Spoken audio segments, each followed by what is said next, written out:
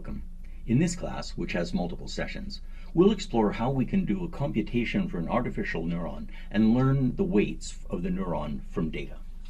The main concepts for the class are a biological inspiration is a particular kind of nerve cell found in the neocortex of mammals. Ultimately, this comes down to a hyperplane computation.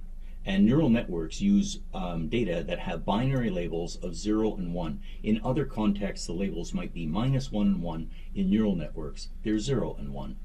A sample problem we can keep in mind during this class is how can we model a neuron?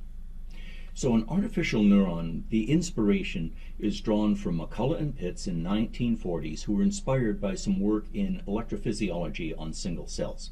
This is a pictorial representation of a very typical pyramidal cell.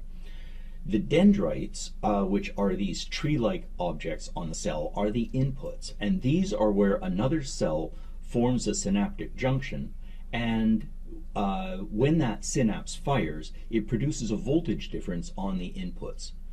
These voltages for all of the various inputs are, to a first approximation, linearly summed by the cell, and the membrane then reaches a certain voltage. And when a spot on the cell called the axon hillock, when the total voltage exceeds a cell-specific value, the neuron will fire.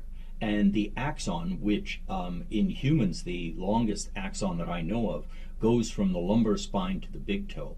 That's a single neuron. And these ones, this is the output. So this output will then go often to another neuron, or it might go to a muscle or some other structure in the human body.